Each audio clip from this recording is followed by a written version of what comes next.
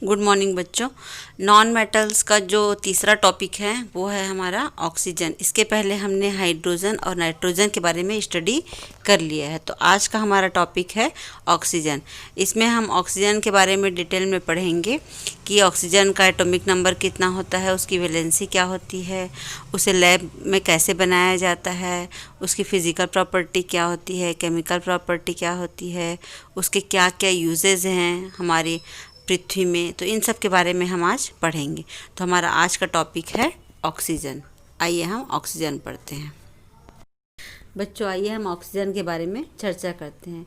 तो ऑक्सीजन का अगर हम इंट्रोडक्शन देखें तो ऑक्सीजन पीरियोडिक टेबल के ग्रुप 16 का फर्स्ट एलिमेंट है, इसीलिए इस ग्रुप को ऑक्सीजन ग्रुप भी कहा जाता है। ऑक्सीजन हमारे अर्थ क्रस्ट पर सर्वाधिक बहुलता में पाए जाने वाला तत्व है, मतलब कि मोस्ट एबंडेंट एलिमेंट है। वायुमंडल में भी यानी कि एटमॉस्फेयर में भी नाइट्रोजन के बाद सबसे अधिक मात्रा में हमें ऑक्सीजन गैस ही मिलती है। ऑक्सीजन का एटॉमिक नंबर 8 होता है, यानी कि उसका परमाणु क्रमांक 8 है। और इलेक्ट्रॉनिक कॉन्फ़िगरेशन की अगर हम बात करें तो 2-6 होता है। 6 उसका जो है आउटर मोस्ट सेल में 6 इलेक्ट्रॉन होते हैं। इसके एलोट्रोप्स की अगर हम बात करें अपर रूप की, तो यह O2 और O3 यानी कि ओजोन के रूप में पाया जाता है। और अधिकतर ऑक्सीजन जो होते हैं हमें द्विपरमाणुक अणु यानी कि डाई एटॉमिक के रूप में हमें प्राप्त होता है, O2 के रूप में। तो इस प्रकार से हम ऑक्सीजन का इंट्रो देखें। अब आगे हम ऑक्सीजन का और थोड़ा डिटेल जान लेते हैं। आइए वायुमंडल में ऑक्सीजन की उपस्थिति देख लेते हैं। वायुमंडल में स्वतंत्र अवस्था में वायु के आयतन का 1/5 भाग है, यानी कि टोटल एटमॉस्फेयर में जितने भी गैसें होती है उन गैसों के वॉल्यूम का 1/5 पार्ट होता है ऑक्सीजन प्रेजेंस। तो इस प्रकार से एटमॉस्फेयर में 1/5 पार्ट में उसका वॉल्यूम होता है प्रेजेंट। ऑक्सीजन की प्राप्ति ऑक्यूरेंस कंबाइंड स्टेट में यह ऑक्साइड, कार्बोनेट, सल्फेट आदि लवण के रूप में पाई जाती है। इसका सिंबल देखें तो सिंबल होता है इसका O। इसकी वैलेंसी होती है 2। और अगर हम इसके एटॉमिक फार्मूले की बात करें तो इसको हम O2 से प्रेजेंट करते हैं। इसका मोलर मास होता है 32 और इसका एटॉमिक मास होता है 16। एटॉमिक नंबर है इसका 8। तो इस प्रकार से हम इसको इस फार्मूले और इसके एटॉमिक नंबर वगैरह से प्रेजेंट करते हैं। तो ये है ऑक्सीजन का इंट्रोडक्शन। ऑक्सीजन बनाने की लेबोरेटरी मेथड, प्रयोगशाला विधि। रिक्वायर्ड मटेरियल क्या क्या होता है इसमें? Test tube, burner, stand, cork, trough और डिलीवरी ट्यूब। और मटेरियल के रूप में हम लेते हैं KMnO4 पोटेशियम पर मैग्नेट और मैग्नीज डाई ऑक्साइड। तो कुछ इस प्रकार से हमको मटेरियल की आवश्यकता होती है। अब ऑक्सीजन को प्रयोगशाला में कैसे बनाया जाता है, आइए इसके बारे में हम चर्चा करते हैं। तो जो आपको सामने स्क्रीन पर जो दिखाई दे रहा है डायग्राम, कुछ इस प्रकार से हम मटेरियल को अरेंज करते हैं। स्टैंड में टेस्ट ट्यूब को फंसा दिया जाता है। कुछ इस प्रकार से तिरछा इसलिए फंसाया जाता है ताकि यह किसी को नुकसान ना पहुंचाए जब इसको गर्म किया जाए। नीचे बर्नर फिट कर दिया जाता है जिससे उसको हम गर्म कर सकें। टेस्ट ट्यूब के ऊपर में कॉर्क लगा दिया जाता है।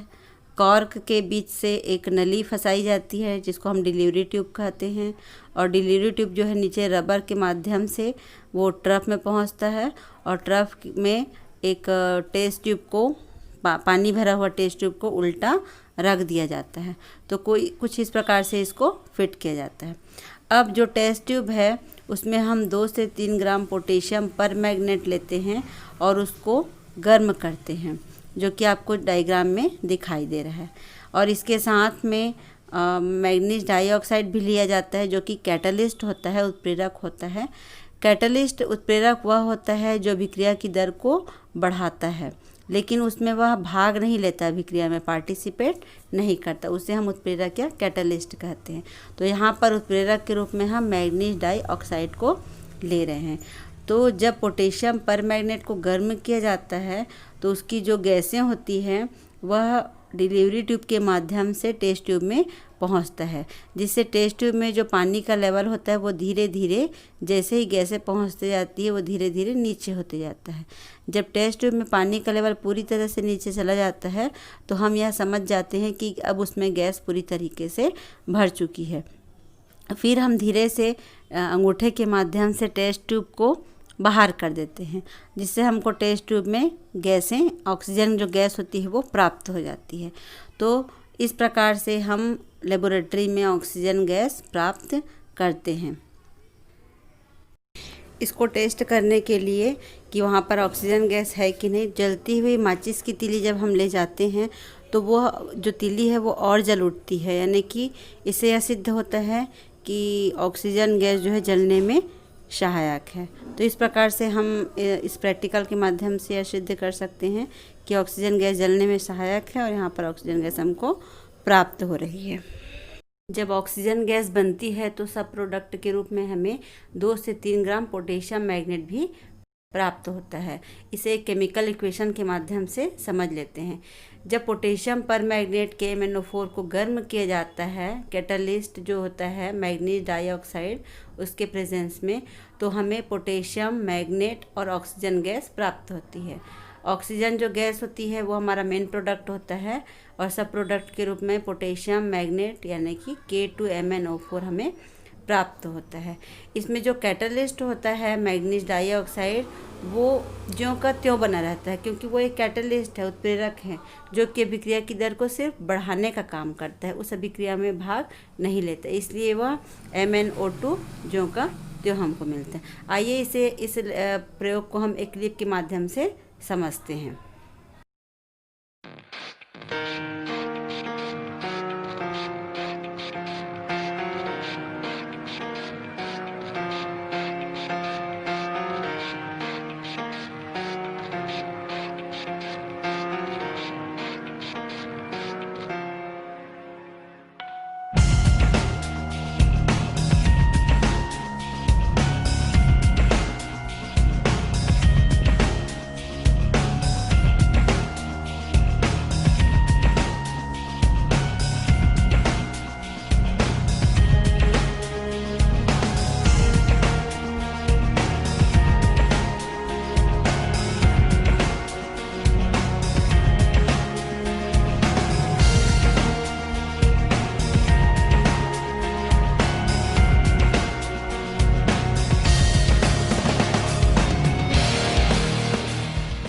हम ऑक्सीजन के फिजिकल प्रॉपर्टी के बारे में बात करते हैं। फर्स्ट है, यह गैस पारदर्शक, रंगहीन, गंधहीन, स्वादहीन होती है, यानी कि ट्रांसपेरेंट होता है, कलरलेस, ऑर्डरलेस एंड टेस्टलेस होता है। सेकंड है, यह वायु की अपेक्षा कुछ भारी होती है। अगर हम इसका कंपेयर करें वायु से तो यह वायु से 1.1 जो है गुना भारी होती है। यह जल में कम विलेय है, कम सॉल्युबल है। चौथा है, ऑक्सीजन को जब हम ठंडा करते हैं तो यह नीले रंग के लिक्विड में चेंज हो जाता है। इसके बॉइलिंग पॉइंट का बात करें तो -183 डिग्री सेल्सियस और मेल्टिंग पॉइंट -208 डिग्री सेल्सियस है। केमिकल प्रॉपर्टी देखते हैं इसका। जब यह मेटल से रिएक्शन करता है ऑक्सीजन, तो उसका ऑक्साइड बनाता है। जैसे एग्जांपल के लिए, जब मैग्नीशियम से क्रिया करता है तो मैग्नीशियम का ऑक्साइड बनाता है, और जब वह आयरन से क्रिया करता है तो आयरन के ऑक्साइड बनाता है। मैग्नीशियम के ऑक्साइड को हम मैग्नीशियम ऑक्साइड कहते हैं और आयरन के ऑक्साइड को आयरन के ऑक्साइड के रूप में देखा जाता है, फेरिक ऑक्साइड के रूप में। तो इस प्रकार से यह मेटल से रिएक्शन करता है। अगला हम बात करते हैं अधातुओं से क्रिया, नॉन मेटल से विक्रिया। जब ऑक्सीजन नॉन मेटल से रिएक्शन करता है तो कुछ गैस बनाता है, जैसे कार्बन से रिएक्शन करके कार्बन डाइऑक्साइड, और जब वह फास्फोरस से रिएक्शन करता है तो P4O10 बनाता है। तो कुछ इस प्रकार से यह नॉन मेटल से रिएक्शन करता है। आगे हम कुछ और रिएक्शन देखते हैं, जैसे कि अमोनिया के साथ अभिक्रिया। अमोनिया ने NH3 के साथ जब अभिक्रिया करता है तो ऑक्सीजन NH3 के साथ में अभिक्रिया करके क्या बनाता है? अमोनिया के साथ जब रिएक्शन करता है तो N2 गैस और साथ में वाटर के मॉलिक्यूल्स बनाता है। अमोनिया के साथ जब ऑक्सीजन का रिएक्शन होता है तो नाइट्रोजन और साथ में वाटर बनाता है। तो इस प्रकार से अमोनिया के साथ रिएक्शन करता है। अब इसके यूजेस की बात कर लेते हैं। तो ये इसका यूज़ ऑक्सीजन का कहाँ कहाँ होता है। वैसे तो यह सर्वव्यापी है, लेकिन यहाँ पे हम देखते हैं कृत्रिम श्वसन में, सांस लेने में इसका यूज़ किया जाता है। इस्पात बनाने में यानी स्टील बनाने में, औद्योगिक स्तर पर सल्फ्यूरिक अम्ल, क्लोरीन, ओजोन, नाइट्रिक अम्ल बनाने में, धातुओं को जोड़ने तथा काटने के लिए जैसे कि जॉइंट वगैरह के लिए हम इसका यूज़ करते हैं। तो इस प्रकार से ऑक्सीजन के यूजेस हैं।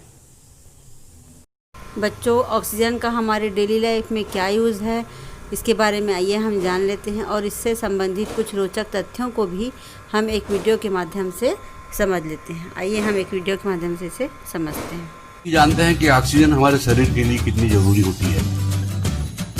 ऑक्सीजन से हमारे शरीर को 90% ऊर्जा मिलती है। शेष ऊर्जा भोजन और पानी से मिलती है, इसलिए ऑक्सीजन को प्राणवायु भी कहते हैं। सामान्य तौर पर हम बिना ऑक्सीजन के 6 मिनट तक जीवित रह सकते हैं, लेकिन ये समय एक व्यक्ति से दूसरे व्यक्ति में थोड़ा अलग भी हो सकता है। 2 परिपक्व पेड़ 4 लोगों के लिए पर्याप्त ऑक्सीजन प्रदान कर सकते हैं। एक व्यक्ति प्रतिदिन करीब 550 लीटर शुद्ध ऑक्सीजन का उपयोग करता है और एक स्वस्थ पेड़ प्रतिदिन औसतन 10 किलोग्राम, वर्ष में करीबन 260 पाउंड या 118 किलोग्राम ऑक्सीजन का उत्पादन करता है। ऑक्सीजन हमें पेड़ पौधों से ही मिलती है और ऑक्सीजन बनाने का काम पेड़ पौधों की पत्तियां करती हैं। पत्तियां 1 घंटे में 5 मिलीमीटर ऑक्सीजन बनाती हैं, इसलिए जिस पेड़ में ज्यादा पत्तियां होंगी वे ज्यादा ऑक्सीजन बनाते हैं। लेकिन क्या आप जानते हैं कि कौन से पेड़ पौधे ज्यादा ऑक्सीजन बनाते हैं और कितने समय तक बनाते हैं? तो चलिए जानते हैं। सबसे ज्यादा ऑक्सीजन का उत्पादन करने में समुद्री पौधे सबसे आगे हैं। जमीन का 71% हिस्सा समुद्री होने के कारण वातावरण में 70 से 80% ऑक्सीजन इन्हीं समुद्री पौधों द्वारा बनाई जाती है। समुद्री पौधे जमीनी पेड़ पौधों की तुलना में ज्यादा ऑक्सीजन बनाते हैं। फिर आते हैं बांस के पेड़। अन्य पेड़ों की तुलना में बांस के पेड़ 35% अधिक ऑक्सीजन देते हैं और प्रतिवर्ष 12 टन कार्बन डाइऑक्साइड अवशोषित करते हैं। पेड़ों की तुलना में बांस बहुमुखी और अधिक प्रतिभाशाली होते हैं। इन्हें किसी खाद या कीटनाशक की जरूरत नहीं होती। ये विभिन्न परिस्थितियों में सबसे तेजी से बढ़ने वाले पेड़ हैं। ये हवाओं को ताजा करते हैं और दूसरे पेड़ों की तरह अन्य पर्यावरणीय लाभ भी देते हैं। इन्हें प्राकृतिक और उत्कृष्ट कच्चे माल के रूप में जाना जाता है। फिर है पीपल के पेड़। पीपल के पेड़ उन दुर्लभ पेड़ों में से हैं जो दिन और रात दोनों समय ऑक्सीजन का उत्पादन करते हैं। ये 22 घंटे से भी ज्यादा समय तक ऑक्सीजन देते हैं और पर्यावरण को शुद्ध करते हैं। ये हवा को सबसे ज्यादा साफ करते हैं और धूल ध्वनि को भी सोखते हैं। पीपल के पेड़ों के साथ कई धार्मिक भावनाएं भी जुड़ी हुई हैं। बरगद के पेड़। बरगद के पेड़ भी ज्यादा ऑक्सीजन देने के शानदार स्रोत हैं। इनमें सैकड़ों वर्षों तक जीवित रहने की क्षमता होती है। बरगद का पेड़ हमारे देश का राष्ट्रीय वृक्ष है। 1950 में इसे राष्ट्रीय वृक्ष का दर्जा दिया गया था। यह सदाबहार और दुनिया का सबसे विशाल आकार का पेड़ है जो एक ढाल के रूप में काम करता है। साथ ही इसके अनेक औषधीय उपयोग भी हैं। हिंदू व बौद्ध धर्म में इसका महत्वपूर्ण धार्मिक स्थान है। नीम के पेड़ों में प्रकाश संश्लेषण की ऊंची दर होने से ये अधिक ऑक्सीजन का उत्पादन करते हैं। नीम के पेड़ शहरों में बेहद उपयोगी हैं क्योंकि इनमें हवा पानी के प्रदूषण के साथ साथ गर्मी से सामना करने की उल्लेखनीय क्षमता होती है। नीम एक शक्तिशाली कीटनाशक है। इनके कीटनाशक प्राकृतिक और गैर विषैले होते हैं जो कोई बुरा प्रभाव पैदा नहीं करते। इसके साथ ही नीम औषधीय गुणों के लिए भी जाना जाता है। नीम एक पौष्टिक कल्पतरु की तरह है जो स्वस्थ पर्यावरण देता है। इनके अलावा ओक, सागवान या सागौन के पेड़ भी ज्यादा ऑक्सीजन देते हैं। समुद्री पौधों और इन पेड़ों की हमें विशेष रूप से देखभाल और सुरक्षा करनी चाहिए। तो बच्चों, ऑक्सीजन के बारे में जो टॉपिक था हमारा आज का ऑक्सीजन, उसके बारे में हमने इंट्रोडक्शन देखा, उसे लैब में कैसे बनाया जाता है इसके बारे में समझा, उसकी भौतिक गुण, रासायनिक गुण और उसके यूजेस के बारे में भी देखा और उससे जुड़े हुए कुछ रोचक तथ्यों के बारे में भी हमने वीडियो के माध्यम से समझा। तो उम्मीद है कि आप लोगों को यह टॉपिक जो ऑक्सीजन का टॉपिक था आज का वह क्लियर हुआ होगा। तो आप लोग ध्यान से समझिए, बहुत ही इम्पॉर्टेंट टॉपिक है। और ऑक्सीजन क्योंकि हमारे जीवनदायिनी है, प्राणवायु कहा जाता है, ऑक्सीजन का हमारे दैनिक जीवन में भी बहुत उपयोग है, क्योंकि हम सांस लेते हैं वो ऑक्सीजन ही है। तो इस प्रकार से हमारे डेली यूजेज में भी बहुत ज़्यादा इसके उपयोग हैं।